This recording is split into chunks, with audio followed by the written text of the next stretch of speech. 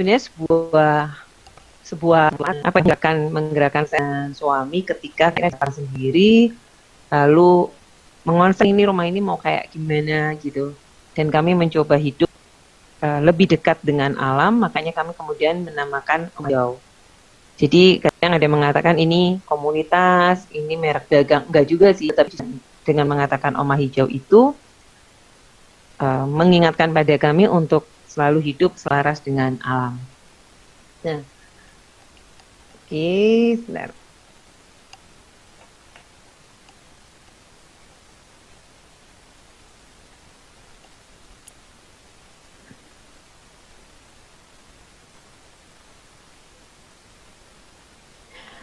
Baik, teman-teman, saya tahu pasti mengetahui bahwa di bulan ini, di bulan Maria, kita diminta untuk rosario dengan satu tema yaitu Laudato Si.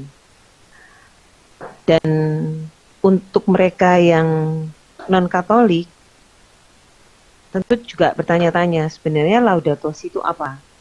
Maka saya lebih suka mengistilahkan dalam sharing saya ini adalah manusia dengan bumi. Karena kita hidup di planet yang namanya bumi. Kita nggak mungkin hidup di planet lain. Ya kecuali kalau dia mau pindah sih ya. Gitu. Tetapi bahwa bumi kita ini cuma satu dan kita nggak mungkin pindah. Kalaupun kita seperti astronot yang pergi ke bulan tuh juga mereka nggak akan hidup selamanya di bulan. Sebenarnya isu-isu ataupun campaign tentang yuk kita hidup selaras dengan bumi, yuk kita mencintai lingkungan, itu menjadi amat viral memang. Tetapi sebenarnya apakah gerakan ini memang begitu saja diviralkan atau kita perlu punya semangat lain? Maka memang saya ingin berbagi di sini adalah menjadi sebuah refleksi buat saya, perjalanan saya sampai dengan saat ini yang mau merepotkan diri saya untuk hidup bersama bumi.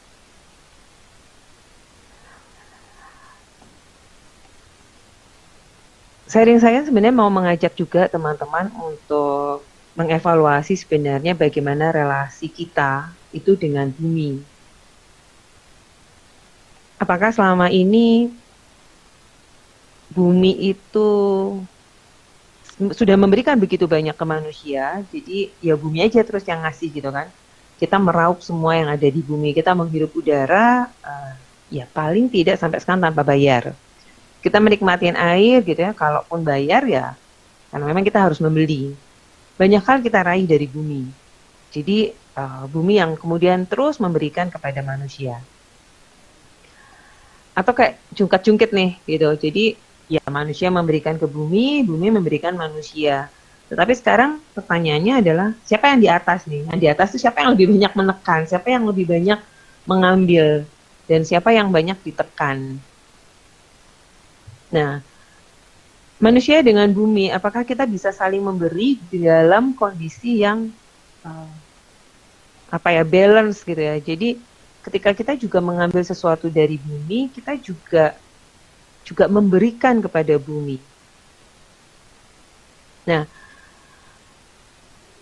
tiga model hubungan itu sebenarnya yang selalu saya sampaikan ketika kita mau merefleksikan hubungan kita dengan bumi.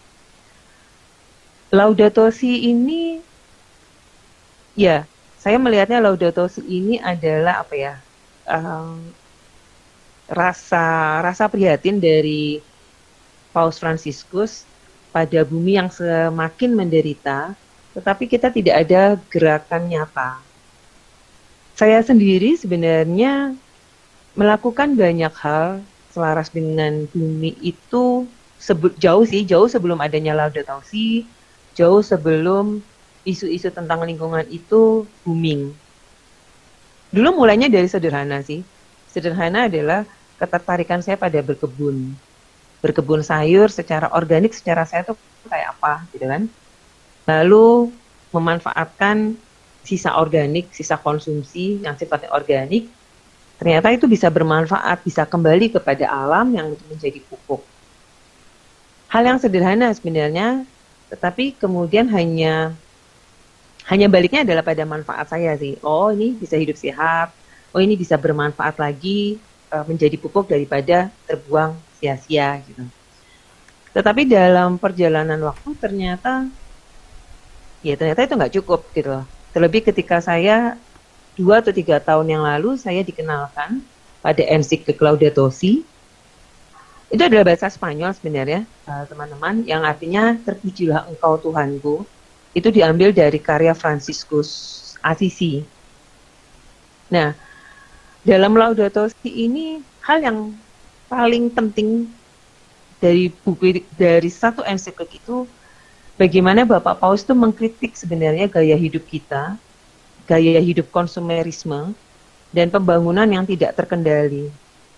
Yang kita lupa bahwa nanti akan terjadi kerusakan lingkungan, dan kerusakan lingkungan itu sebenarnya yang paling kena dampaknya itu adalah masyarakat kecil. Kalau kita nih di kota besar, kerusakan lingkungan seperti apapun kita masih bisa beli air bersih. Kita masih bisa menikmati udara yang ya kalau mau sejuk-sejuknya ya kita tinggal nyalakan kipas angin, kita tinggal nyalakan AC. Atau kita membuang sampah gitu ya, meskipun sudah di tempat sampah, selesai urusan kita, selesai rumah kita bersih, tapi kita tidak tahu bagaimana kerusakan lingkungan dan kemudian imbasnya adalah masyarakat kecil yang mereka tidak punya daya apapun gitu. Nah, sebenarnya Paus Fransiskus mau mengajak kita untuk berpikir secara sirkular gitu bahwa semua yang kita lakukan itu dampaknya besar. Ensiklik Laudato Si mau mengajak kita untuk menyadari ibu bumi itu adalah rumah kita bersama. Nggak mungkin kita pergi ke planet lain. Tetapi ini menjadi rumah kita bersama. Artinya kalau rumah saya bersih dari sampah, tetapi sampah itu cuma kita limpahkan ke tempat lain, ya sebenarnya kita egois gitu loh. Karena sebenarnya dimaksud bumi adalah rumah kita bersama. Bersih di rumah saya itu berarti harus bersih di tempat lain. Bumi dianalogikan sebagai ibu, sebagai saudari, karena dari bumi itulah kita berbagi hidup dengan orang lain. Ibu inilah yang menopang dan mengasuh kita dengan memberikan kehidupan, dengan menumbuhkan buah-buahan, bunga, dan yang lainnya. Inilah yang kemudian menjadi menjadi satu kalimat yang indah memang di Laudato Si adalah bagaimana kita memelihara ibu bumi. Iya, teman-teman, kita menyadari bahwa kita itu kan bergantung banget ya pada bumi. Nah, kenapa kemudian kita membuat ibu bumi menderita? Kita terbiasa selama ini ya dengan slogan buanglah sampah pada tempatnya dan setelah itu selesai. Entah tempatnya di mana itu kadang nggak jelas juga gitu kan. Nah, kalau gambar seperti ini saya tampilkan, sebenarnya saya mau mengajak teman-teman bahwa menempatkan sampah bukan lagi membuang sebenarnya. Menempatkan sisa konsumsi kita pada tempatnya itu pun tidak cukup. Saya belajar dari Laudato Si adalah ketika kita membuang sisa konsumsi, kita kan yang menikmati konsumsinya, gitu. Tetapi sisanya itu ya orang lain yang kemudian menikmatinya, gitu kan. Orang lain yang menderita karena perbuatan kita.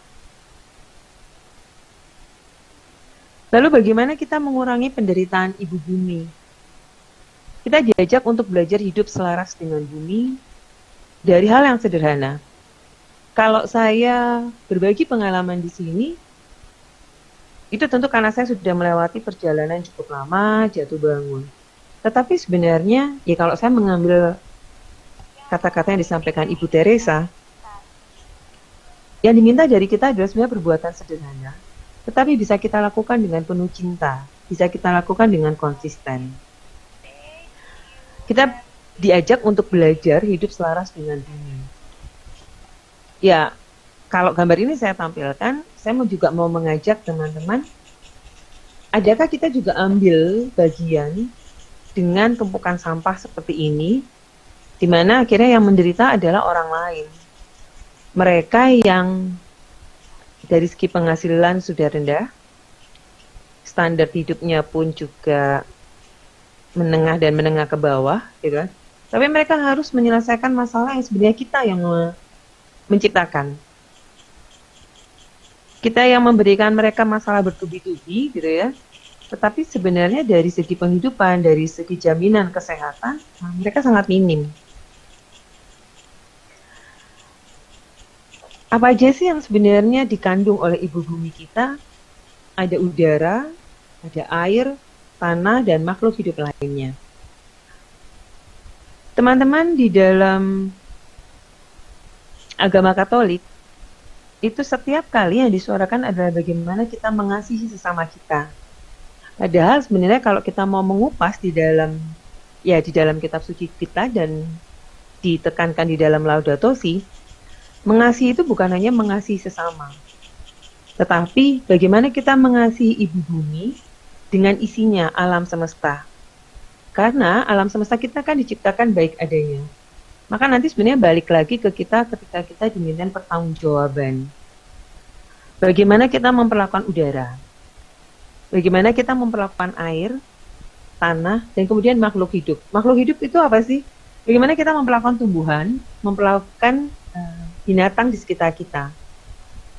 Dan ini yang kadang-kala kita abai sih. Dan akhirnya seperti sekarang, sebenarnya bumi kita sedang sakit, sedang menderita. Kalau teman-teman berada di sebuah kelompok, di sebuah komunitas, gitu, coba lihat kalau pas ada acara-acara, gitu, pasti ada banyak sekali sisa organik. Gitu. Dan kita nggak pernah berpikir gitu loh bagaimana memisahkan itu. Saya ambil contoh sebenarnya di gereja. Di gereja-gereja kita, itu sebenarnya sangat mudah loh dibuat lubang biopori. Sehingga kalau ada acara-acara, itu kita bisa menempatkan sisa bahan organik kita di lubang biopori. Sesederhana itu. Dan itu bisa membantu penyerapan air, dan itu akan menghasilkan pupuk. Jadi, apalagi sebenarnya kalau konsumsinya itu ini ya, nasi kardus, nasi kotak atau nasi bungkus, itu banyak banget kan yang kemudian menyisakan. Dan di buku Laudato Si ini, ada satu kalimat Bapak Paus yang sebenarnya membuat saya harus selalu menghabiskan makanan adalah begini. Ketika kita tidak menghabiskan makanan kita, jadi kita menyisakan makanan kita, itu sebenarnya kita sudah menyakiti orang miskin yang belum tentu bisa makan, gitu. Ya kalau saya boleh menambahkan, sebenarnya kan lebih semakin menyakiti orang miskin juga ketika sisa makanan itu kita buang sia-sia. Nah maka sebenarnya kita bisa mengkomposkan sisa organik itu. Ya, contoh yang sekarang banyak diviralkan pasti di media sosial bagaimana kita membawa wadah sendiri, kemudian membawa tas belanja sendiri. Itu membuat kita memang berpikir kok, nih kita kalau beli ini gitu ya, ada nggak ya yang kemasannya jauh lebih besar? Kenapa? Karena kalau kita membeli kemasan jauh lebih besar, maka juga akan berkurang kan sisaan organiknya. Kira-kira kita bisa beli nggak ya ke teman kita atau ke toko yang terdekat tanpa harus pakai kemasan. Nah, ini langkah-langkah yang sebenarnya bisa kita lakukan. Saya juga nggak mengatakan bahwa saya sudah melakukan ini totally sempurna, tidak. Tetapi pelan-pelan kita mengurangi sisa dari anorganik. Nah, ada beberapa teman yang ketika melihat tayangan ini, wah ini ya ribet ya, repot ya, kok rajin banget. Ya, tapi ini memang menjadi perjalanan refleksi saya bahwa kalau saya membeli sesuatu dengan sisaan organik berupa plastik, kemudian saya membuang begitu saja, ya saya sampai pada satu refleksi kok nggak tega ya, gitu. Saya yang memakan gitu ya, enak-enak isinya gitu, lalu plastik yang penuh dengan sisa bumbu dan yang lainnya itu saya buang begitu saja. Ya meskipun repot dan kadang juga akhirnya menjadi tumpukan plastik, tapi ya tetap kami mencoba mencuci plastik, lalu menjemurnya, dan kemudian saya kumpulkan. Ada beberapa bank sampah yang mau menerima. Bahkan sekarang sebenarnya kalau kita searching nih di media sosial, di Instagram gitu, ada banyak komunitas-komunitas yang kreatif, yang mereka menerima berbagai sisaan organik, yang tidak diterima oleh bank sampah. Banyak berkembang di Jakarta. Jakarta, Surabaya, Jogja, dan kemarin saya menemukan di Banyuwangi itu yang mereka menerima plastik mika, kemudian styrofoam. Diolah menjadi apa? Banyak mereka bisa mengolahnya itu menjadi paving, paving yang terbuat dari aneka sisa plastik, kemudian styrofoam itu juga menjadi paving. Ribetkah kita membersihkan dan kemudian harus mengirim ke Banyuwangi, mengirim ke Jakarta? Ya ribet atau tidak ribet sih relatif ya, tetapi ketika kita sudah berani melangkah untuk mengurangi benar-benar sisa dari konsumsi kita yang dibuang percuma, jadi otomatis adalah kalau ada tumpukan plastik kita buang begitu saja kok rasanya ada sesuatu yang nggak nyaman gitu. Ya sudah dikumpulkan, dibawa pulang, dicuci, dikeringkan, ya nanti setelah banyak baru kita kirimkan ke tempat-tempat yang memang menerima. Ya sebenarnya kalau banjir ini menjadi pemandangan umum di berbagai tempat di Indonesia, gitu kan. Sekali lagi mungkin kita nggak sampai mengalami kebanjiran ya di rumah-rumah kita, tetapi kalau kita melihat banjir seperti ini, saya sih mau mengajak teman-teman juga berefleksi, adakah sisa konsumsi ini, ya itu adalah juga saya yang ikut ambil andil di dalam gambar seperti ini. Artinya apa? Banjir di tempat lain, ya kalau kita mengatakan hilir hulu ya, banjir di sampah yang kita buang di hilir, itu yang akan kena dampak banjirnya, itu adalah mereka yang ada di hulu. Dan mereka nggak bisa berbuat apa-apa nih kalau udah di hulu. Ya, pemanfaatan barang secara optimal atau barang-barang fashion. Teman-teman, hal yang paling sulit diatasi sekarang adalah limbah tekstil. Itu sebabnya salah satu poin dalam Laudato Si adalah gaya hidup yang baru. Bagaimana kita perlahan kita mengubah, kita melakukan sebuah pertobatan ekologis, lalu kita melangkah kepada gaya hidup yang baru, gaya hidup yang mengoptimalkan apa yang kita pakai, apa yang kita gunakan, supaya kita bisa mengurangi pemakaian ataupun produksi dari produk yang mencemari lingkungan. Kalau kita lebih banyak menggunakan tisu, gampang sih sebenarnya kan, kadang diobral kan, kalau saya mau menyebut sebuah toko retail gitu, kadang diobral nih Indomaret gitu kan, Alfamaret, atau ketika di Car Free Day, tisu 10.000 dapat berapa gitu. Semakin banyak kita menggunakan tisu, nah kadang kita lupa gitu. Ketika semakin banyak kita menggunakan tisu, coba tengok ke belakang gitu ya, tengok ke belakang di mana ada banyak masyarakat yang hutannya semakin gundul. Kenapa ya? Karena memang diambil dari kulit kayu gitu kan, tisunya. Tapi kita tanpa sadar gitu. Saya tidak mengatakan bahwa ada beberapa orang yang nggak mungkin nih berhenti dari tisu gitu.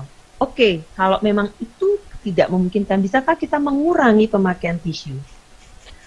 Membawa serbet dengan sapu tangan di dalam tas itu ya menjadi rutinitas saya sekarang, sehingga kalau habis cuci tangan saya tidak serta-merta mengambil tisu, tapi kemudian menggunakan serbet. Kita ke kamar mandi pun, kalaupun memang harus terpaksa menggunakan tisu, kadang ini kalau pakai tisu gulung kelihatan kayak apa? Sadar nggak? Kadang kita mengambilnya tuh pakai bahasa tuh brutal, gitu kan, narik gitu. Padahal kita bisa kok ngambil misalnya cuman ya 3 kotak gitu kan, 3 kotak tisu, dan itu sebenarnya sudah cukup. Ya ada sebuah pola hidup yang mementingkan higienitas gitu kan, sehingga wah tisunya ini harus banyak, harus dilap segala macam. Ya tapi higienitas kita itu sebenarnya dengan kita mengedepankan higienitas seperti itu, toh itu tidak serta-merta meningkatkan daya imun kita kan gitu. Malah jangan-jangan dampaknya adalah pada lingkungan yang semakin rusak. Kalau kita pernah melihat, ini saya ambilnya di Surabaya nih. Di Surabaya ada beberapa dekat pintu air tuh timbunan busanya banyak sekali. Menjadi pembelajaran juga buat kita ikut andil nggak sih? Oh enggak nih, ini busa pabrik gitu kan. Sebenarnya enggak sih. Sebenarnya tumpukan busa ini itu ya sebagian besar itu justru adalah limbahan dari rumah tangga. Coba aja nanti teman-teman perhatikan gitu kan, ada berapa banyak busa yang kita hasilkan dari aktivitas kita di rumah.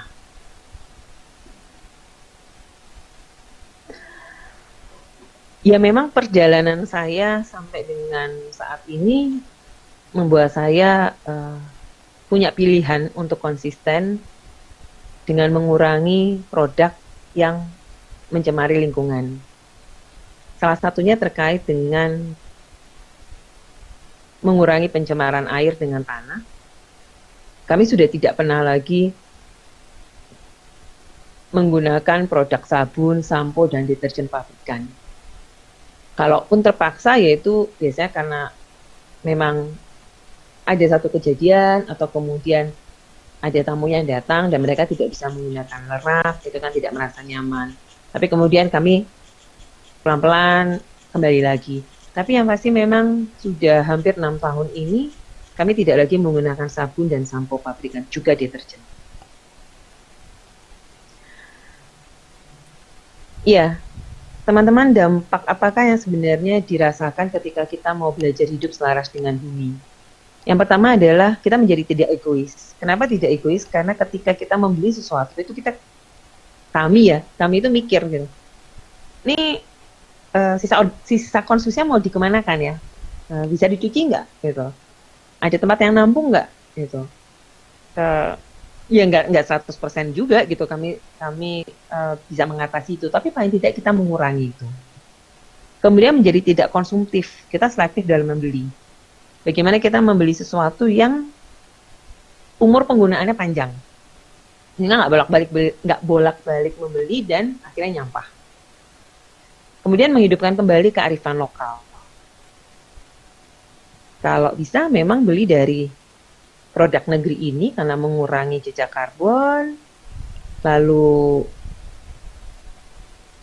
kalaupun kita harus menggunakan beberapa produk, kita jadi belajar nih. Dulu itu orang tua kita pakai apa sih gitu. Dulu kayaknya orang tua kita kalau kemana-mana beli makanan bawa rantang. Kenapa sekarang kita tidak menghidupkan lagi gaya beli bakso bawa rantang, beli soto bawa rantang gitu kan. Kemana-mana dulu kita selalu pakai sapu tangan. Kalau kita ingat nih dulu kalau TK ataupun SD kan kita selalu nih bawa sapu tangan gitu kan, pakai serbet. Sekarang kita bisa menghitung gitu ya, berapa teman kita yang kemana-mana selalu membawa sapu tangan dan serbet. Juga yang pasti adalah dampaknya berkurangnya volume sampah rumah tangga. Dari buku ensiklik Laudato Si, artikel 8 ini yang selalu saya pegang gitu, bahwa kejahatan terhadap alam itu adalah dosa terhadap diri sendiri dan Allah. Ini adalah dosa ekologis. Dosa ekologis itu adalah dosa sebenarnya terhadap diri sendiri dan Allah. Dan di masa pandemi corona, secara hati-hati memang Bapak Suci menyatakan bahwa pandemi corona sesungguhnya adalah respon atau tanggapan bumi atas ulah manusia yang selama ini kurang peduli. Dan karenanya pandemi corona itu mengajak kita untuk semakin peduli kepada bumi. Ini sharing pengalaman yang kemudian nanti bisa kita lanjutkan dengan diskusi. Oke, saya kembalikan ke moderator.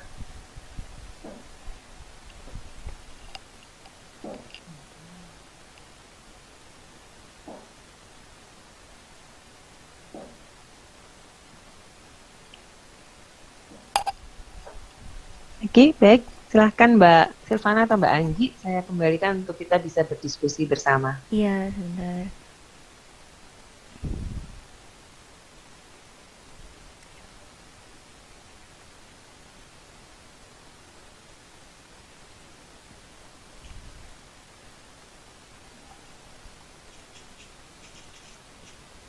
Terima kasih Halo. atas presentasinya.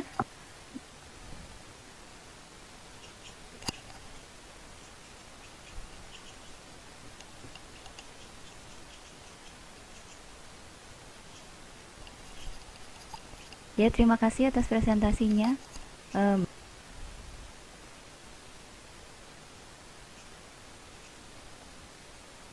yang sangat banyak memberi masukan baru buat kami ya. Ini ada yang apa mencuci kresek-kresek dan sebagainya itu, lalu juga mengingatkan kita untuk tisu-tisu nggak gampang membuang begitu. Mungkin ada teman-teman yang mau bertanya karena banyak sekali yang disampaikan ya, mungkin 3 pertanyaan dulu gitu.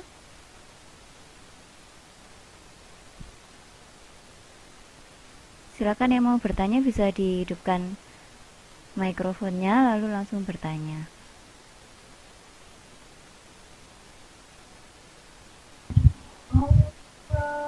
Aku nanya Kak, nanya. Ya Aku silakan nih, Miss. Ya. iya.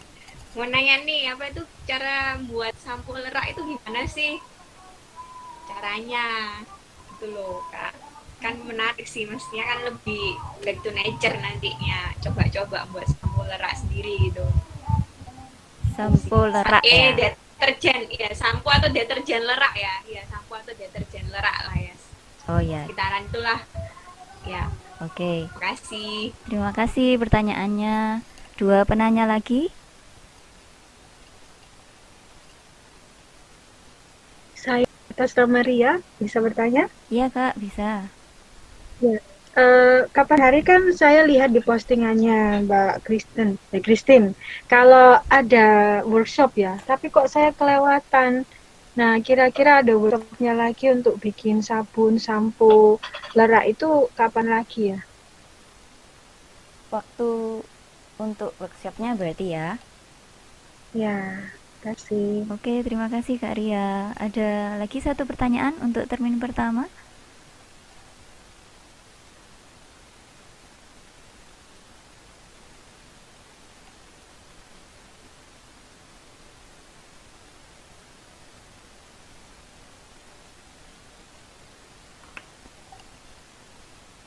Masih belum ada ya?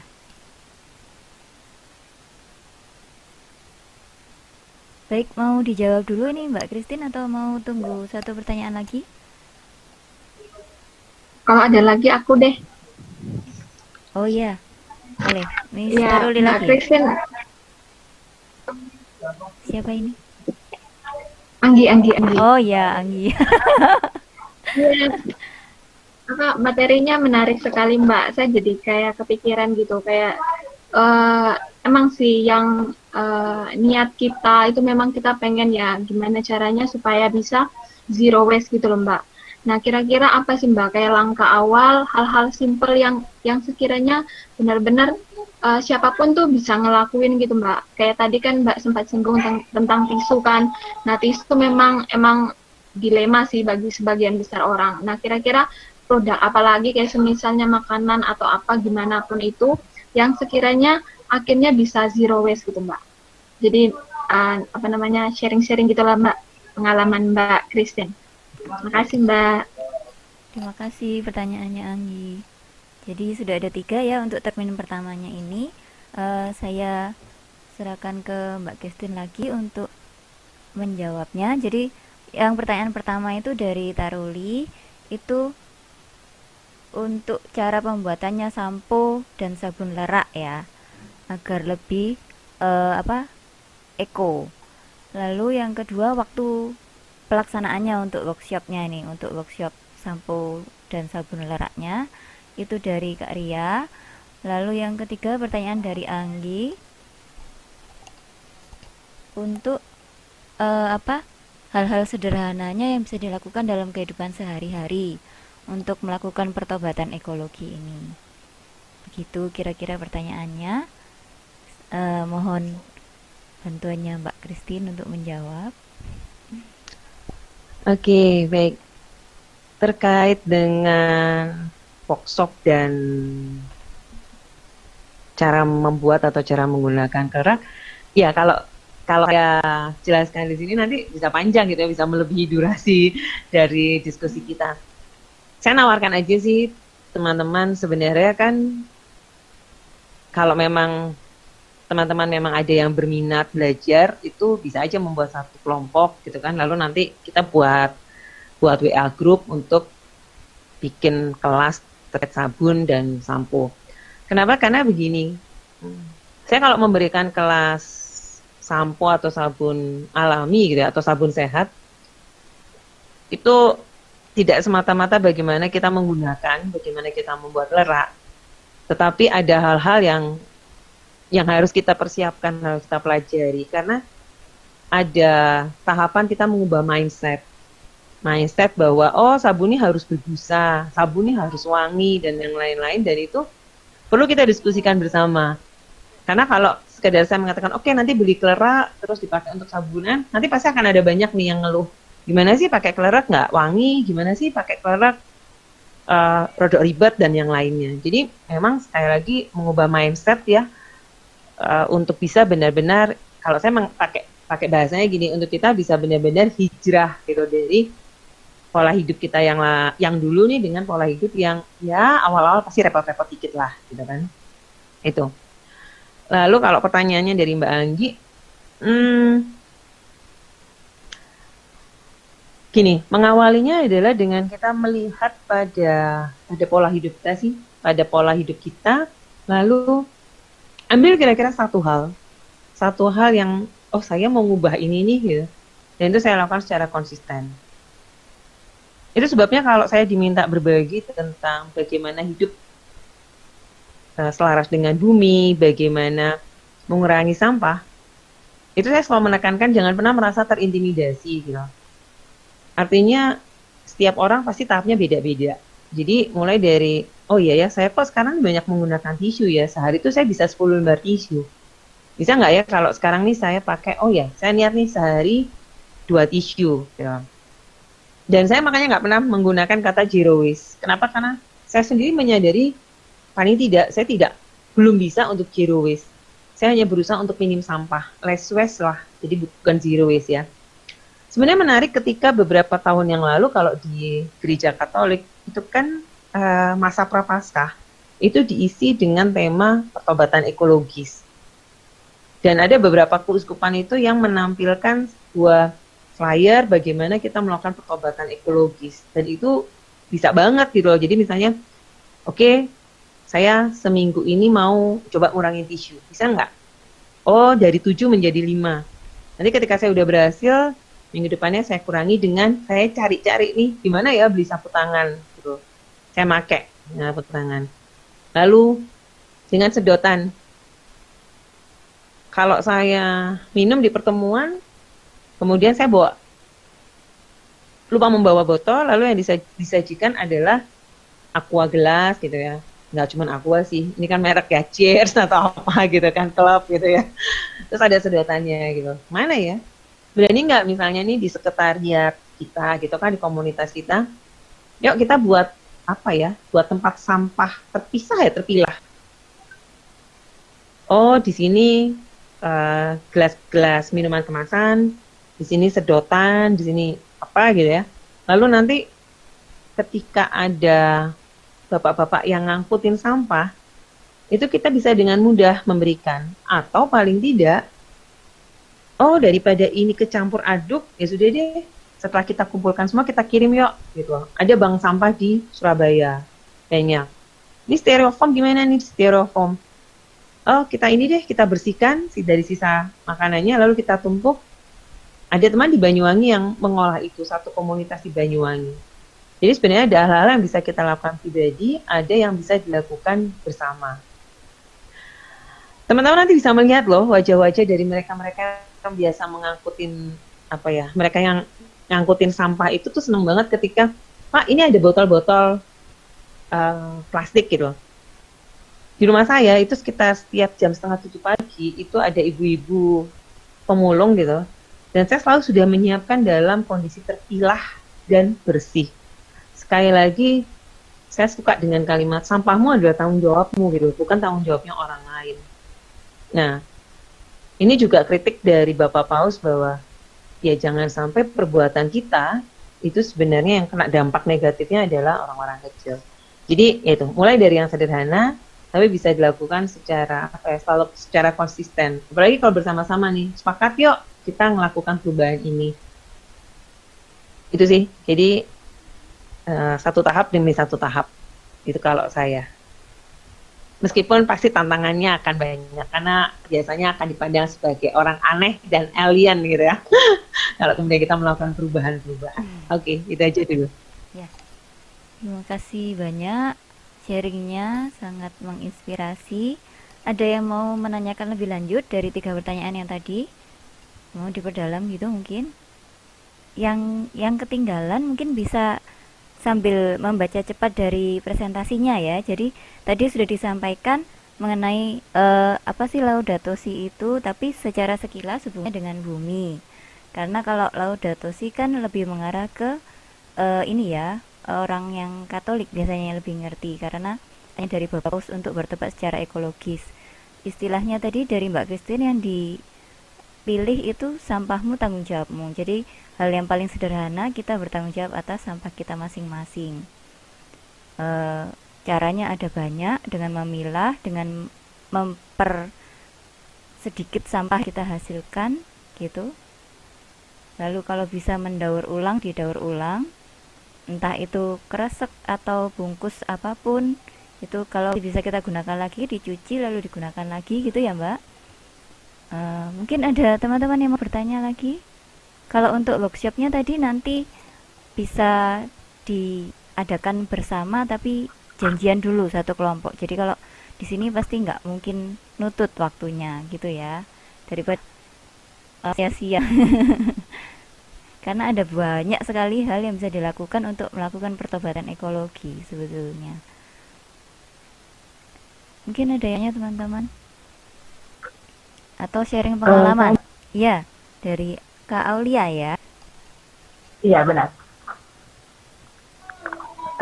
Jadi mau tanya ke Mbak Christine, ini kan kalau dibilang anak-anak muda sekarang itu banyak ya yang mau mengikuti pola hidup zero waste ataupun less plastic. Nah, tapi kebanyakan dilema yang kita rasakan itu kayak kita mulai beralih ke plastik ataupun menggunakan barang-barang yang organik, itu kita terbentrok dengan harga, Mbak. Jadi jujur kalau kita mau beralih ke zero waste itu, harganya masih 2 kali lipat dari harga yang udah biasa kita pakai. Nah, itu yang membuat orang jadi ngapain kita mau nyelamatin bumi tapi 2 kali lipat gitu-gitu kan. Ada nggak sih siasat yang bisa kita lakukan? Memang jujur kayak di sabun sendiri yang kita mau beli yang organik itu harganya lebih mahal.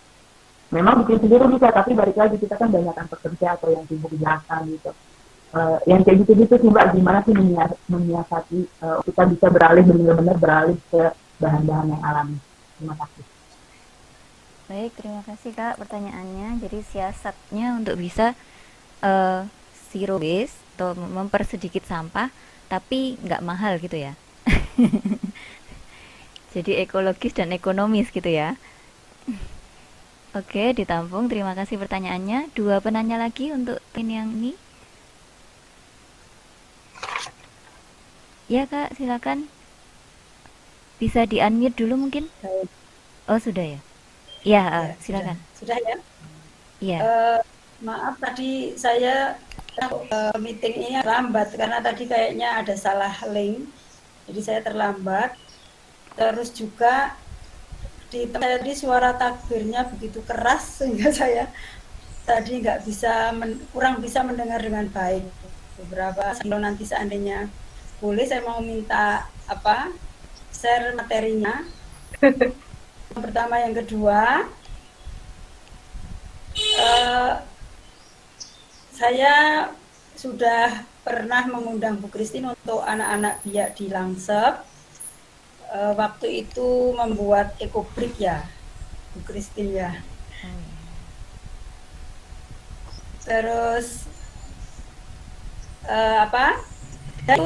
pembuatan ekobrik itu saya lanjutkan di rumah terus terang ya. Jadi saya sekarang sudah membuat ya sudah sekitar 1 tahun lebih sedikit ini, mulai dari 2019 APB 2019 sekarang itu. Yang tadi ada yang dijelaskan materi dari Bu Christine tadi mengenai plastik yang dicuci kemudian dikeringkan, itu yang saya buat ekobrik. Itu sudah saya lakukan. Nah, terus terang saya memang tertarik yang belum bisa untuk apa ya melakukan, masih agak sulit itu mengurangi tisu dan kulit yang tadi dekat tadi ya. Itu terus terang saya tertarik tetapi masih sulit untuk beralih ke sana. Dan memang seperti tadi ada satu teman yang minta untuk pelatihan membuat sabun itu, saya rasa mungkin di waktu seperti saat ini di mana kita banyak berada di rumah itu mungkin ya kalau seandainya memungkinkan pelatihan itu diadakan. Itu saja sharing dari saya. Terima kasih. Oh iya Bu, terima kasih untuk sharingnya. Jadi Bu Eni ini satu paroki sama Mbak Christine ya?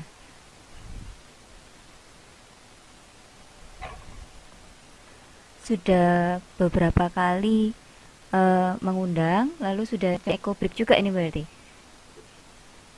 sampai saat ini. Iya. Oh, ya. Bu Eni dengan saya itu satu DPP, Mbak Silva. Oh alah, orang DPP. Wah keren ini parokinya. Jadi bisa langsung praktek untuk satu paroki ya. Iya. Waktu itu memang berencana untuk mengundang Bu Christine ya untuk pembinaannya, karena banyak kesibukan yang lain akhirnya belum sampai kesampaian. Seperti itu. Oh iya. Ya. Baik Bu, terima kasih sharingnya. Jadi ini bisa dipraktekkan di mana saja, bahkan di gereja atau di rumah kita masing-masing gitu ya. Tergantung kita bagaimana kita memulainya dan konsisten gitu ya. Ya, Terima kasih Bu untuk sharingnya. ya sama-sama. Ada teman-teman yang lain yang mau berbagi atau ini kayaknya ada yang masuk di chat ya.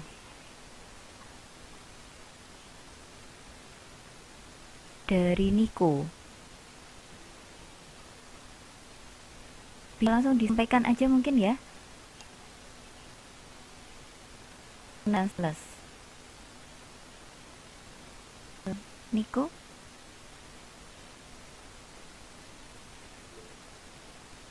Bisa di-unmute. Oh, nggak usah. Sudah. Niko malu dengan saya.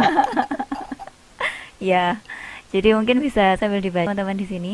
Niko ini menyampaikan kalau sebetulnya sedotan stainless itu juga tidak ramah lingkungan karena pembuatannya mengeluarkan energi dan emisi CO2 yang sangat banyak dibandingkan dengan sedotan berbahan lainnya. Lalu di sini disampaikan linknya yang mendukung.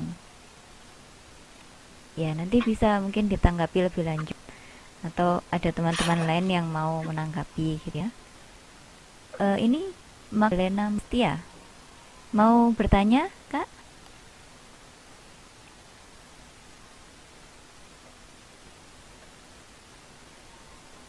Wait. Ya?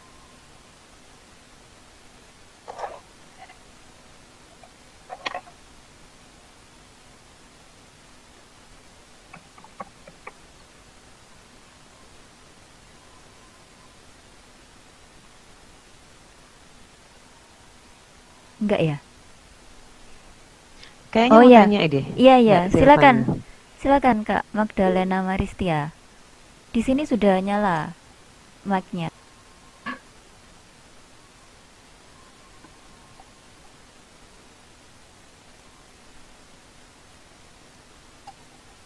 Kesulitan sepertinya. Apa dijawab dulu aja ya Mbak Silvana Iya, ya? baik. Yang dua. Jadi yang dua pertanyaan tadi bisa dijawab sama satu yang sharing dari Niko mungkin ya, mungkin kalau mau diperdalam. Ya.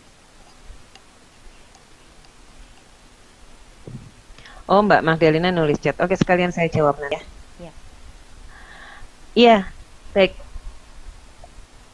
Teman-teman dan juga ini ada dua ibu, ini yang satu paroki dengan saya. Iya, begini. Saya gini, masyarakat kita itu sebenarnya masyarakat itu ketika zero waste booming gitu kan, zero waste booming gitu. Lalu kita semua itu disodori oleh Sebenarnya sebuah iklan. Ganti sedotan dengan sedotan stainless. Oke. Lalu kemudian muncul lagi ada sedotan bambu. Ada lagi sedotan dari kaca, kan? Oke, kemudian orang jadi menjadi apa ya? Menjadi sebuah kebanggaan nih. Kalau nih loh, saya sudah punya sedotan stainless gitu kan. Atau kemudian sibuk dengan, wah kita beli tas-tas kain gitu kan. Atau kita mengganti dengan wadah-wadah ini katanya plastik nggak boleh, berarti kita ganti ini wadahnya dengan stainless, dengan segala macam. Iya, teman-teman, kita kadang melupakan esensi dari hidup selaras dengan alam, kita melupakan esensi dari pertobatan ekologis. Dan akhirnya, hal-hal seperti yang tadi saya sebutkan, itu menjadi sebuah lifestyle, sebuah gaya hidup.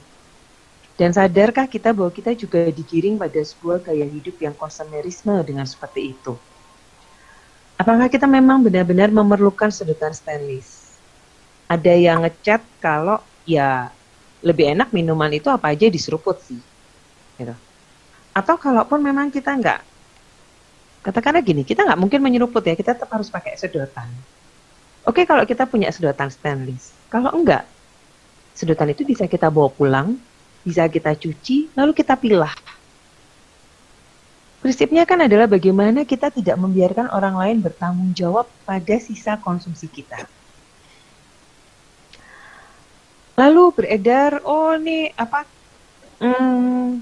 ya, tisu yang lebih ramah lingkungan yang terbuat dari serat bambu dan yang lainnya. Ada banyak sebenarnya produk-produk yang kalau saya boleh mengatakan mencuci otak kita. Mencuci otak kita ada gini, dikatakan ini produk green product gitu ya. Tapi sebenarnya mencuci otak kita karena sebenarnya itu nggak green product. Karena ketika kita semakin banyak kita membeli, sebenarnya dibutuhkan dibutuhkan energi yang banyak untuk memproduksi itu. Teman-teman pasti banyak yang mendengar adanya telobag. Ya, kresek yang terbuat dari singkong yang katanya bisa diuraikan. Ya, kalau kita mau menelusuri jurnal ilmiahnya, telobag itu juga dibuat dengan tambahan senyawa-senyawa lain dan itu tidak serta-merta bisa terurai. Ada kondisi-kondisi khusus yang dibuat kresek telobag itu mudah terurai. Lebih mudah manakah buat kita? Kita tetap menggunakan tas-tas kain yang kita miliki, kita tetap menggunakan wadah-wadah kita tetap menggunakan kresek kita, tapi kemudian dicuci dan kita pakai ulang. Dan sebenarnya itu nggak mahal. Nah, pertanyaan menarik adalah seperti tadi katakan, kita mau berubah nih, mau hijrah nih menggunakan sabun organik. Tapi kok mahal? Nah, kita belajar yuk nanti. Terserah sih siapa yang mau membuat sesi ini gitu. Benarkah sabun organik itu mahal? Mahalnya karena apa? Kalau teman-teman mau melihat pada ingredients dari sabun organik, sekali lagi kita masih banyak bergantung pada produk impor. Kita butuh sabun itu sehatnya atau dengan segala wanginya. Bahkan ada loh teman-teman yang kemudian kita sebenarnya nggak butuh loh sabun. Kita pakai gambas, kalau tahu gambas atau lufah kering gitu ya. Gambas lalu kita menggosokkan badan kita dan sebenarnya kita sudah bisa membersihkan tubuh kita. Tapi kan kemudian dengan adanya isu-isu gitu ya. Oh, sabun nggak ramah lingkungan nih, ayo kita pakai sabun ini. Kemudian dijual deh sabun ada yang sampai 50.000, sampai ada 75.000. Kadang kemudian dibuatnya tuh sabun dengan begitu cantik, warna-warni gitu kan. Kita nggak butuh warna-warninya kan. Kita nggak butuh sabun itu menjadi cantik bentuknya gitu. Sekali lagi sebuah art, sebuah seni pasti memerlukan biaya mahal. Tapi kan balik lagi, pertobatan ekologis, hidup selaras dengan bumi itu bukan sebuah lifestyle teman-teman. Itu sebuah kesadaran yang harus kita bangun. Kita awali dari diri kita bahwa oke, saya mengurangi menggunakan tisu. Apakah saya kemudian harus beli sapu tangan banyak? lihat deh limbah tekstil kita. Mungkin ada yang bisa kita potong-potong, kita jahit, dan itu bisa menjadi serbet yang kita bawa kemana-mana. Jadi kita tidak menjadi orang yang latah kemudian membeli banyak produk. Oke, kita mau nih makanan organik, sayur organik. Saya melakukan gerakan loh 2 seminggu ini dengan menjualkan hasil sayurnya petani, dan itu bukan organik. Ada banyak cara kita bisa membersihkan sayuran itu. Ya. Kalau kita mau membeli sayuran organik murah, belilah dari petaninya langsung. Surabaya banyak, Jogja banyak. Dan saya kok lebih suka ya membeli, kalaupun itu sayuran organik adalah bukan dari petani-petani high class. Karena sekarang berkebun organik pun menjadi lifestyle yang sangat mahal. Maka sebenarnya kalau kita berjejaring seperti ini, itu kita bisa saling koreksi. Jangan sampai minim sampah itu menjadi sebuah lifestyle yang mahal. Yang tadi disaringkan Bu Eni, ya sekali lagi memang ada banyak hal yang bisa kita lakukan dan itu bertahap. Bisa membuat ekobrik itu aja, itu udah sebuah proses yang luar biasa. Capek loh kadang kita aja nggak sabaran sebenarnya membuat ekobrik gitu. Makanya plastik-plastik itu saya kumpulkan lalu saya berikan ke Bang Fa, saya kirim ke Jakarta atau kirim ke Surabaya. Jadi kita bisa saling mendukung untuk, oh iya ya saya sudah selesai membuat ekobrik. Ada lagi nggak ya yang bisa saya lakukan seperti itu. Lalu kalau dari Mbak Magdalena Maristia, iya langkah-langkah nyata yang sudah dilakukan gereja. Kembali ke ini ya, kembali ke para pejabat gerejanya.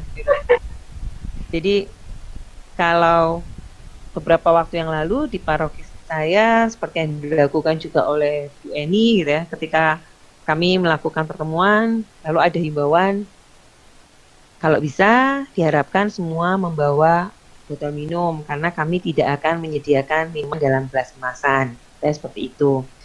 Kemudian tidak disediakan tisu, atau ketika para pembina biak mengadakan acara, itu juga disampaikan supaya anak-anak membawa botol minum. Hal kecil yang memang bisa kita lakukan. Gereja saya seperti Bu Eni juga pasti paham, juga belum sempurna dalam melakukan pertobatan ekologis, tetapi apa yang bisa kita lakukan, mari kita lakukan.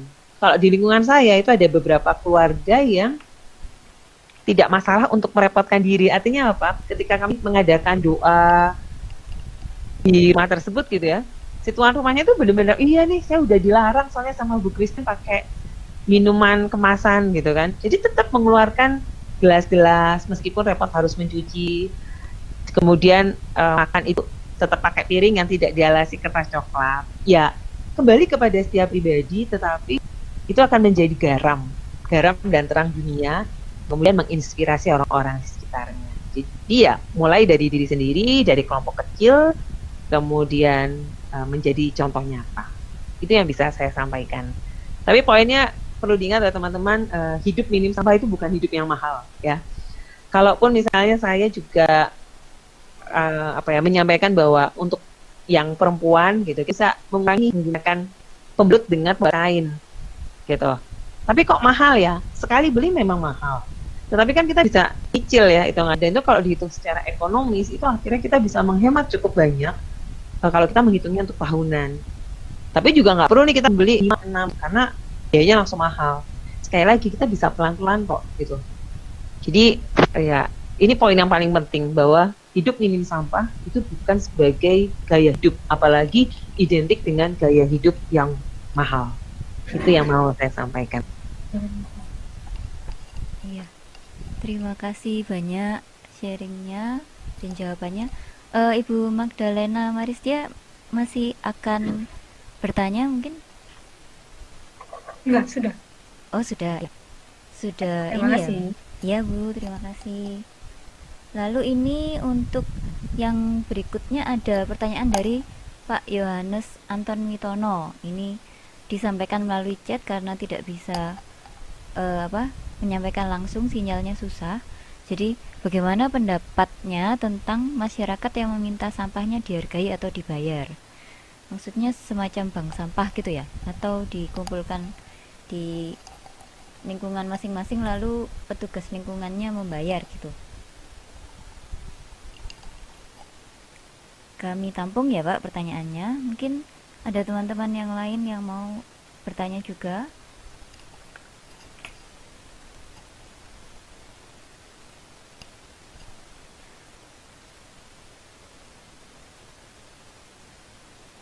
Belum ada.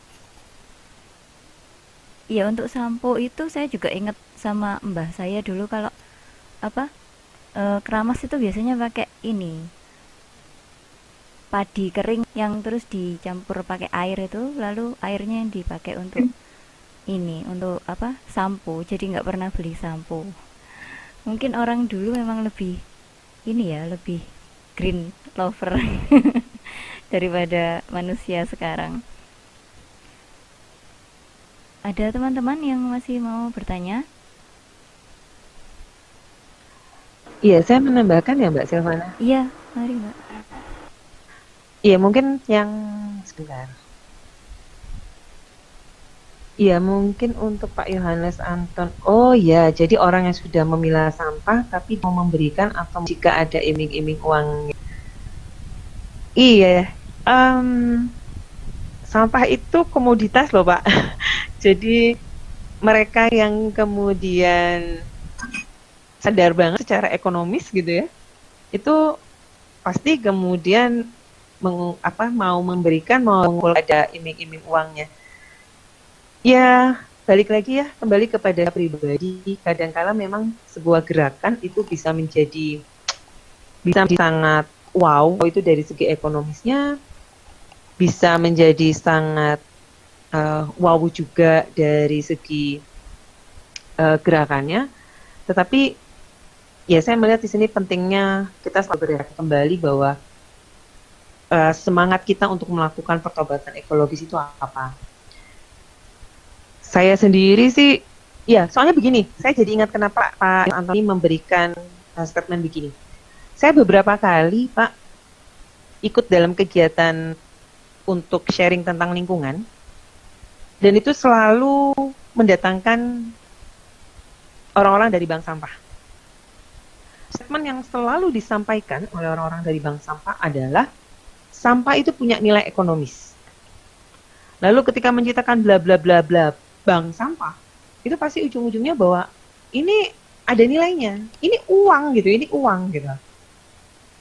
Itulah yang kemudian menjadi salah kaprah di masyarakat kita, bahwa hal ini kita lakukan itu bukan karena kita mencintai ibu bumi. Hal ini kita lakukan, kita ingin mengurangi penderitaan ibu bumi, tetapi karena uang. Akibatnya apa? Beberapa orang mikir, kita nyampah aja banyak-banyak, nggak usah ngurangin sampah. Kan bernilai ekonomi. Gitu. Dan ini yang kemudian kita menjadi, ini dua hal ya. Istilahnya salah kaprah yang kedua. Salah kaprah yang pertama adalah zero waste itu pola hidup yang mahal. Yang kedua adalah sampah bernilai ekonomis. Kalau ini diamini Pak, yang terjadi adalah itu, nggak apa-apa lah aku nyampah, kan aku memberikan rezeki. Nggak apa-apa lah aku nyampah, uang ini masih bisa aku jual bank sampah. Maka yang terjadi adalah kita nggak akan pernah selesai gitu dengan urusan bagaimana kita bisa mengubah gaya hidup kita. Maka dalam buku Laudato Si yang sangat ditekankan adalah perubahan hidup, dan bukan semata-mata pada ekonomisnya, tetapi bagaimana kita melihat dampaknya kepada ibu bumi dan dampak kepada masyarakat kecil. Nah, ini yang kadang-kadang ya itu saya selalu agak gregetan gitu kalau ada sharing seperti itu lalu dikatakan sampah itu punya nilai ekonomis. Nah, ya udahlah, jadi lebih baik kita nyampah aja gitu. Jadi nabung sampah. Sehingga ya udah, padahal seberapa kuat kita mengolah sampah gitu, sementara sampahnya terus-menerus ada gitu. Nah, itu. Dan tentang gaya hidup juga, kalau teman-teman mungkin banyak yang mengikuti di medsos ya, ada beberapa bahan makan yang kemudian menjadi superfood nih, label superfood. Kalau yang biasa mengikuti di media sosial gitu kan, wah ini nih makan ini sehat, makan sayur kale, kemudian chia seed dan yang lainnya. Ya, itu membuat kita juga harus melihat perjalanan makanan-makanan itu. Dan itu ternyata ya juga sangat merusak lingkungan loh makanan itu. Kenapa? Karena akhirnya menjadi eksploitasi besar-besaran. Maka sungguh kalau kita menyempatkan diri untuk membaca lembar demi lembar Laudato Si, itu membuat kita berefleksi lebih dalam pada setiap hal yang kita lakukan, setiap hal yang kita makan. Ini kita perlu nggak ya makan ini? Ini kita perlu nggak ya punya ini? Kita pernah nggak nyadar ini tuh imbasnya kepada masyarakat di hulu, gitu. Itu yang perlu saya tambahkan. Ya, kayaknya juga nggak. Saya langsung menanggapi ya, sustainable sama dengan duitable ini maksudnya gimana ya? Karena sekali lagi sustainable itu ya sustain itu secara keseluruhan yang harus dilihat ya. Bagaimana bumi kita menjadi sustain untuk anak cucu kita. Itu yang ditegaskan dalam Laudato Si. Kita mempertahankan. Ketika kita diberikan alam semesta ini baik adanya, bagaimana kita bisa mempertahankan bumi ini juga baik adanya. Tetapi adanya salah pemahaman, membuat gerak salah kaki, kita harus memahami dulu spiritnya apa, maknanya apa. Itu akan menjadi pondasi kita dalam melakukan aksi. Maka kalau tadi ada yang bertanya tentang sabun alami mahal atau tidak, maka ayo kita belajar sama-sama adalah dasarnya. Bukan kemudian, wah sabun organik, segala sesuatu organik mahal. Benar nggak sih? Beberapa poin ini menarik untuk kita diskusikan. Apakah yang organik itu menjadi sangat mahal? Itu tambahan saya. Baik Mbak, terima kasih. Kita tadi sharingnya yang kelewatan juga ini Mbak, kayak yang apa? Tempat-tempat bekas tempat ini Pak, deterjen atau minyak gitu-gitu yang dijadikan pot itu kan tadi belum sempat di-sharingkan juga kayaknya ya. Itu kan bisa menginspirasi. Oke, tempat deterjen. Kalau kemasan deterjen dan minyak sih biasanya saya pakai untuk ini ya, untuk pot, untuk berkebun ya.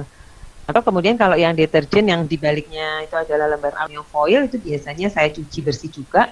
Lalu saya kirimkan ke beberapa komunitas yang mau mengolah kemasan-kemasan lapisan aluminium. Gitu. Baik, jadi ini salah satu ide juga teman kalau langkah kecil lain yang bisa dilakukan untuk bertanggung jawab atas sampah kita ya. Jadi selain ekobrik atau yang lain-lain, jadi sampahnya itu bisa dipakai untuk dijadikan tempat untuk menanam.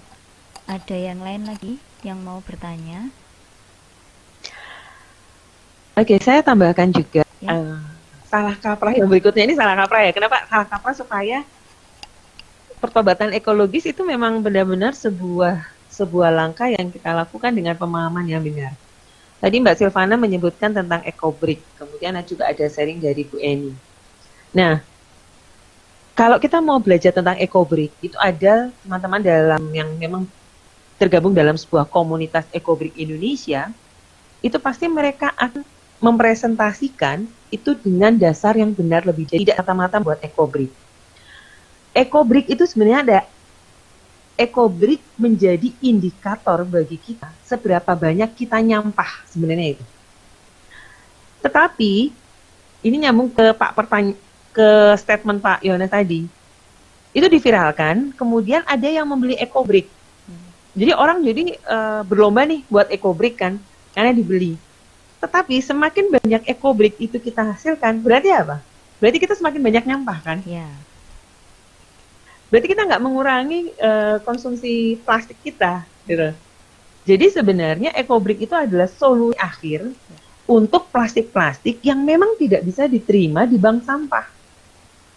Jangan kemudian mentang-mentang udah ada ekobrik nih, ya udah aku beli aja nih kemasan plastik. Nah itu yang saya mengapresiasi sekali teman-teman di komunitas ekobrik yang ketika minta diajarin ekobrik selalu mengatakan, ayo buat kelas, buat kelompok. Akan saya berikan tentang ekobrik, mereka minta malah minimal 2 jam. Kenapa?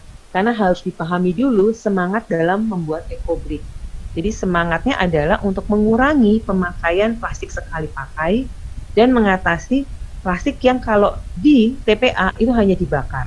Nah, jadi sebenarnya kalau kita benar-benar benar-benar mau diskusi tentang lingkungan, sangat menarik sekali kalau kita mau mengupas dulu adalah spiritnya, semangatnya, gitu. Karena dengan ya teman-teman tahu dengan semakin boomingnya sedotan stainless, itu berarti sumber alam kita stainless itu ini loh semakin terkuras loh. Iya, tambang kan, itu menjadi tambang semakin tergerus, lalu energi yang dikeluarkan untuk membuat itu juga luar biasa gitu. Kemudian ditambah lagi nih ada bambu gitu kan. Tapi kan bambu juga kita harus lihat, nih bener nggak nih mereka produksi bambunya sudah sustain, sudah mempertahankan lingkungan. Jangan-jangan main diambil bambunya lalu dijadikan sedotan seperti itu, gitu sih. Baik, terima kasih. Jadi sebetulnya ini panjang sekali ya kalau mau diurut. Memang yang pertama harus dibenahin dari spiritnya dulu ya Mbak ya. Makanya kita beranjaknya tadi dari Laudato Si atau cinta buminya, semangat cintanya gitu. Ada tanggapan teman-teman?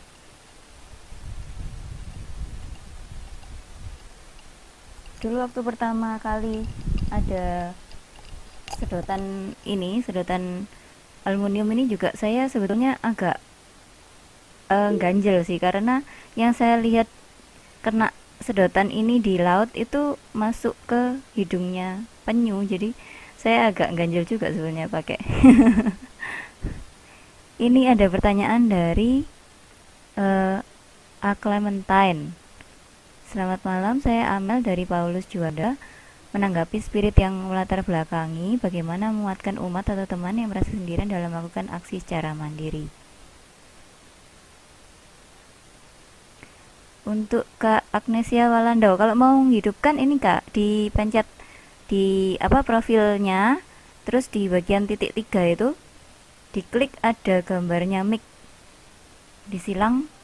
silangnya dihilangkan. Mau ditanggapin satu pertanyaan dulu, Mbak Christine? Boleh, oke. Ini Mas, Mas Clementine ya? Mas atau Mbak ini? Mbak. Soalnya ada Amel. Oh Mbak, sorry Mbak, maaf Mbak Amel. Saya bacanya Clementine gitu, karena saya punya teman Clementine itu adalah laki-laki. Oke. Mbak Amel, salam kenal ya. Ya, Mbak, selamat bergabung ya kalau misalnya merasa sendirian. Ya, teman-teman, kalau saya boleh sharing begini. Di sini ada yang dari paroki saya pasti juga merasakan sulitnya menyuarakan itu di katakanlah di lingkungan gereja, umat atau teman. Saya bergabung di beberapa komunitas lingkungan di Malang. Saya adalah Katolik satu-satunya. Ketika saya suarakan di gereja saya sendiri, ya boleh dikatakan mungkin tanggapan hanya 1 atau 2%.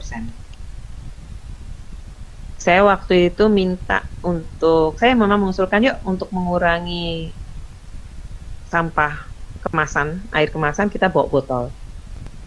Itu pun kemudian ada banyak yang komentar, mesti ini idenya Bu Christine, ini mesti nih Bu Christine yang bikin kita sampai repot-repot bawa botol. Iya Mbak Amel, saya biasanya menanggapi seperti itu dengan senyum sambil dia bilang, ya kan nggak bawa botol gitu kan. Terus saya jawab, saya tanggapin juga, ya sekali-sekali lah, masa kolektor bisa bawa botol aja nggak bisa gitu kan. Jadi ya ditanggapi dengan senyum dan kita konsisten sih Mbak Amel. Jadi kita hadir secara konsisten, ini loh, saya memang melakukannya memang secara konsisten. Atau ketika saya di tempat saya ya di koperasi gitu, saya woro-woro nih, ayo kita bawa botol yuk, botol minum, bahkan ke anggota yang hadir. Tanggapan itu kadang gini, iya kita lagi nggak uang ya, sehingga semua harus bawa botol air sendiri kan. Tapi dengan senyum sih saya selalu menanggapi itu. Satu hal ketika kita melakukan aksi secara mandiri, tanggapi saja dengan senyum dan konsistensi pada langkah kita. Saya menghindari dalam tanda petik menguliahi dengan iya dong, kita nih kan sekarang lagi kita nih sekarang diminta untuk pertobatan ekologis bla bla bla bla. Orang kemudian pasti akan mundur gitu ya. Akan menjadi semakin menjauh. Tetapi kalau kita tanggapi dengan senyum, kemudian kita sambil guyon, yalah kasihan sampahnya udah gitu. Itu biasanya akan akan merambat lah, akan nyebar gitu. Kalau ini virus, bukan virus corona ya. Kalau ini virus yang bisa menyebar luas. Jadi saya kok yakin bahwa kesendirian itu banyak dialami oleh teman-teman yang berusaha untuk melakukan aksi-aksi seperti ini. Tapi dengan berjejaring sih, makanya Mbak Amel kalau saya sekarang diminta Mbak Silvana untuk sharing, ini sebenarnya adalah juga menjadi langkah saya untuk menguatkan, karena kita akan ketemu dengan teman-teman yang juga merasa sendirian. Oke, yuk melakukan aksi gitu. Jangan pernah ragu gitu, karena sekali lagi kita akan dipandang sebagai alien, itu aja sih. Lalu selain ini tadi ada tanggapan dari Pak Anton Witono. Wah, berarti ini apa ya, gabung dengan gerakan Jelantah for Change. Wah, kita satu komunitas loh Pak. Kalau di Malang itu kami gerakan komunitas sedekah jelantah, tetapi kami juga terhubungnya dengan Jelantah for Change beberapa tahun terakhir, termasuk untuk penyaluran jelantahnya. Ya, ini kan juga sebuah gerakan di mana kita bisa bisa bersama-sama bergerak. Iya, Mbak Nana kan bersama-sama saya, Mbak Ratna Pitasari merasa sendirian.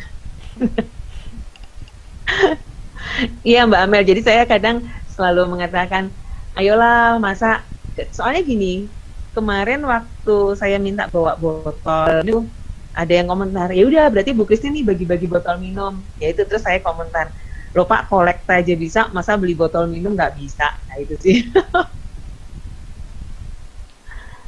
Tetap semangat Mbak Amel, pelan-pelan pasti banyak kok. Meskipun kita yang disir, nah ini kan datang tuh sih, tasnya bawa botol minum, bawa apa segala macam, kayak anak TK aja, cuek aja Mbak Amel. Kita tetap harus bersuara di padang gurun Mbak Amel.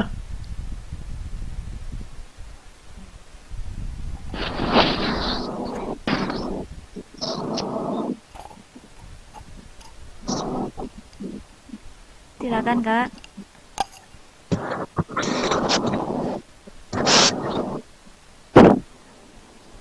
Halo. Iya, sudah kedengaran suaranya. Silakan kalau mau bertanya. Ya, sudah. Selamat malam semuanya. Semoga dalam keadaan saja. Selamat malam Bu Christine. Ya, jadi saya ingin sekedar sharing sih. Untuk Kak Amel tadi, jangan pernah patah semangat Kak dalam dalam istilahnya mau bergerak hubungan bersama. Jadi pengalaman saya pertama untuk terjun di dunia lingkungan, saya mengawali dari naik gunung, ya kan? Nah, saya pikir gunung itu sudah tempat yang paling bersih, tempat yang paling indah, paling cantik. Tapi nyatanya sampahnya tak kalah jauh dengan yang ada di lautan. Itu alasan pertama saya kenapa saya jatuh cinta terhadap dunia lingkungan. Ada peraturan, tapi cenderung netizen 62 membantah. Membantah dalam artian melanggar gitu kan. Gak hanya di gunung aja, saya jamin untuk peraturan-peraturan yang lainnya juga cenderung terbantahkan, apalagi terhadap lingkungan, seperti itu. Yang kedua, yang mau saya sampaikan adalah dari situ saya mulai terjun di dalam dunia lingkungan, dan saya juga aktivis lingkungan, dan saya cukup aktif. tadi betulan dikatakan oleh Bu Christine, ketika kamu benar-benar mau berubah, mulai dari diri sendiri dulu, dan konsistensi itu yang paling penting.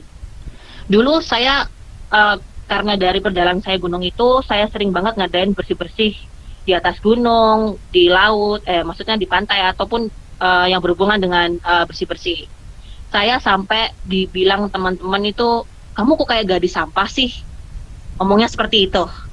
Kenapa sih? Kok kamu rela banget mengut-mengut sampah yang bukan sampah kamu, gitu kan? Dalam hati awalnya saya belum berani speak up, gitu kan? Saya hanya tersenyum.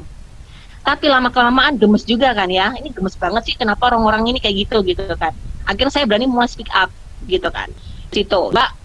Tadi kenapa saya bilang yang kedua, yang ketiga, kenapa tadi saya bilang sustainable, doable? Memang pada kenyataannya zaman sekarang manusia itu entah karena dipengaruhi oleh faktor bosan keegoisannya. Contohnya kalau misalnya Bapak Ibu yang ada di grup ini pernah dengar di Surabaya khususnya, itu ada semacam kayak entah itu organisasi atau itu tulisan koperasi, jadi dia tuh menanamkan sistem recycle, tapi recycle-nya itu bisa dibayangin dong, recycle-nya itu styrofoam. Itu kan salah satu yang menjadi pertentangan buat kita yang bergerak di aktivis lingkungan gitu kan. Nah itu dibuat sebenarnya untuk inovasi lingkungan tuh banyak banget ya, cuman ini dia menekan pakailah styrofoam sebanyak-banyaknya, kita recycle bla bla bla, dan itu jadi durable seperti itu. Nah mungkin yang tadi disampaikan oleh Bu Christine itu yang salah kaprah gitu kan ya. Tadi yang yang ketiga, yang keempat tadi yang mengenai yang masalah ekologis juga, itu saya mengarah pada ini bis sampah yang ada di Surabaya. Bis sampah yang di Surabaya itu kan kalau kita mau naik kita harus bawa botol nih. Nah, sedangkan bagaimana sih maksudnya botol itu, apakah kita harus beli atau beli botol kan? Itu kita beli botol atau botol kita yang sebelumnya. Ya kan, mengacunya pada segi benar itu mempengaruhi seberapa banyak konsumsi sampah yang kita hasilkan, seperti itu. Terus yang mau saya singgung terakhir adalah masalah peraturan. Sebenarnya gerakan terhadap diri sendiri itu baik, cuman kalau pemerintahan kita sendiri tidak disiplin gitu kan, sama aja bohong kayak gitu kan. Contoh nyatanya jangan buang sampah sembarangan, pemerintahan kita cenderung menyepelekan. Contoh lainnya adalah dilarang merokok di tengah jalan, itu pun juga dilanggar seperti itu. Itu saja, sekian, tetap semangat. Terima kasih, selamat malam.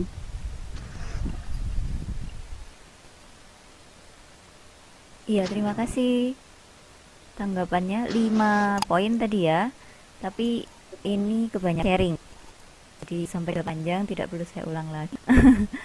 Mungkin ada teman-teman yang lain yang mau menanggapi atau mau bertanya atau mau memperdalam. Iya, Mbak Silvana, saya di chat ya. Iya, benar Pak Yohanes Anton Witono ini. Saya itu beberapa kali juga dikontak oleh teman-teman dari luar Jawa. Mbak, gimana ya Mbak kalau kami harus mengolah ini, karena memang sangat sedikit sampah. Ya ini sebenarnya menjadi satu tantangan Pak, karena jujur ya saya seringkali prihatin kalau saya harus ke Kalimantan Barat gitu ya. Karena sebenarnya kearifan lokal mereka itu sudah hampir tergerus nih oleh budaya instan. Mereka mendapatkan pasokan berupa saset-sasetan gitu, macam minuman saset gitu. Tapi ketika kemudian menjadi sampah dan itu numpuk, nggak mungkin gitu kan, kayak di pedalaman mau dikemanakan sampah-sampah itu. Akhirnya yang ada hutan mereka, kelahan mereka itu benar-benar menjadi tumpukan sampah dan salah satunya adalah dibakar.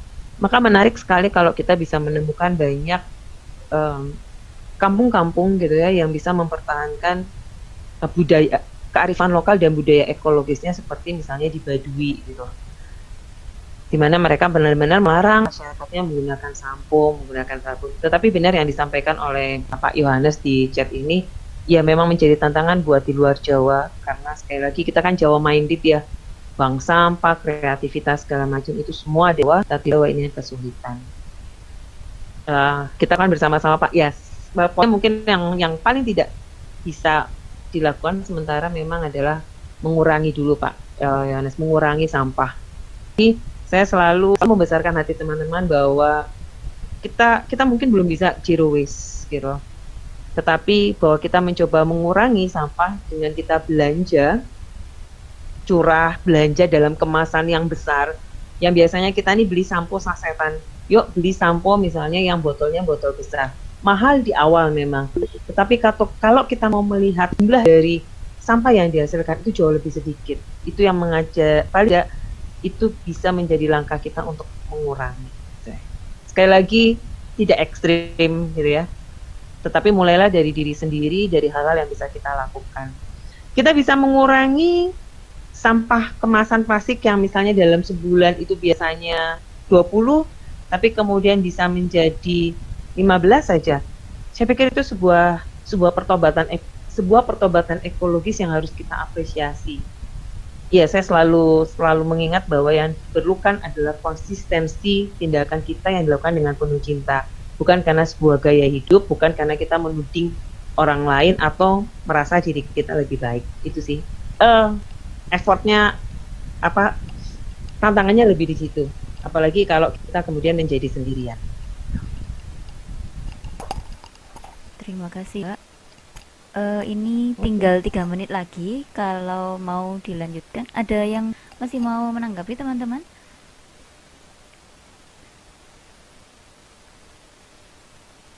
Kemarin ada yang mau bertanya tentang apa ya? Urban farming sepertinya. Saya bertanya lagi boleh? Boleh. Ya, tadi kan katanya kalau mau ada kelas baru harus ada yang mengorganisir. Kira-kira siapa ya yang bisa mengorganisir? Ditampung dulu ya, Kak, pertanyaannya. Oke. Terima kasih.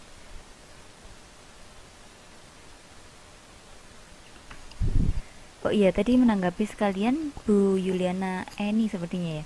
Materinya sudah saya kirimkan lewat chat ya, Bu.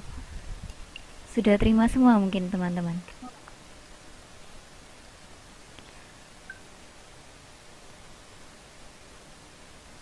Ada lagi yang mau bertanya?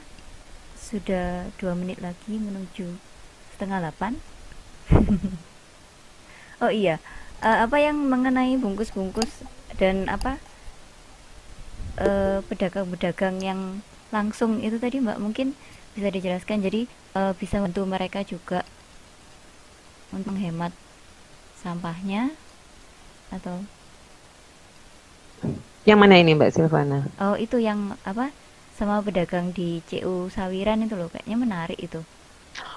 Oh iya, teman-teman sebenarnya banyak hal bisa kita lakukan sebagai sebuah pertobatan ekologis bagaimana, apalagi nih pandemi ya. Pandemi ini gerakan membeli dari tangga, gerakan membantu petani, itu bisa menjadi gerakan kita bersama.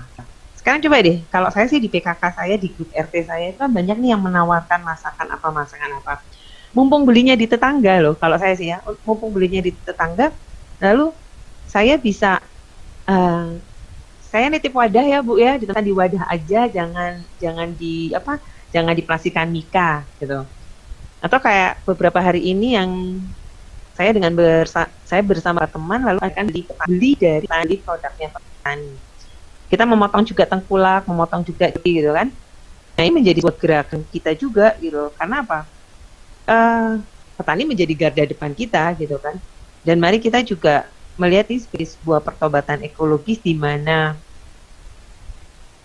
tanaman, benih sayuran itu adalah benih kehidupan. Maka ketika kita bisa mengajak petani untuk jangan membuang sayuran itu ke sungai, tapi mari kita membangun gerakan solidaritas, membeli dari hasil panen mereka, itu ternyata bisa kok gitu. Artinya begini, masyarakat kita sebenarnya masih punya nilai solidaritas yang tinggi. Nah, hanya memang perlu kita gerakan bersama dengan pendekatan yang benar gitu. Jadi semata-mata lihat ke petani kan murah. Karena kemarin juga saya kayak gitu, wah ini murahnya ayo diborong Bang.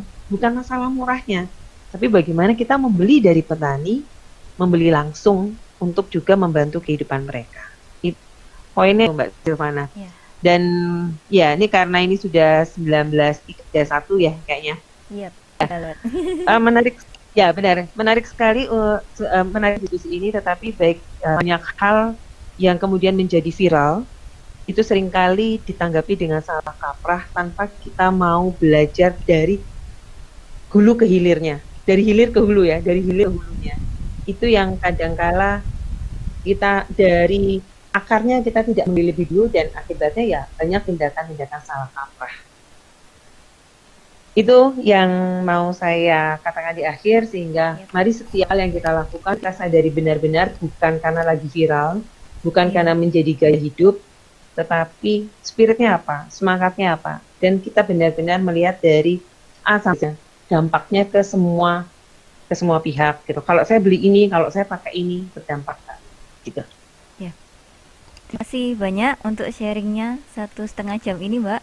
Sangat berguna bagi kami.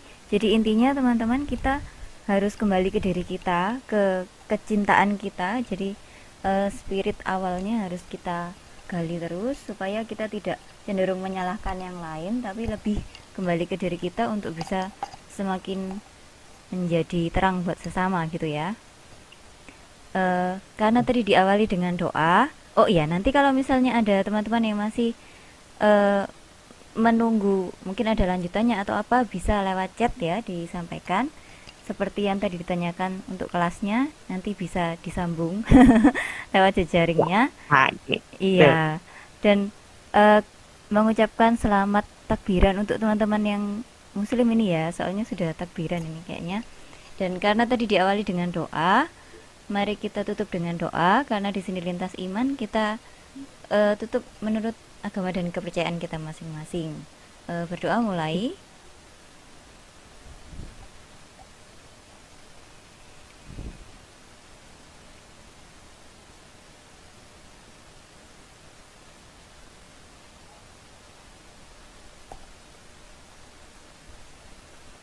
Berdoa selesai.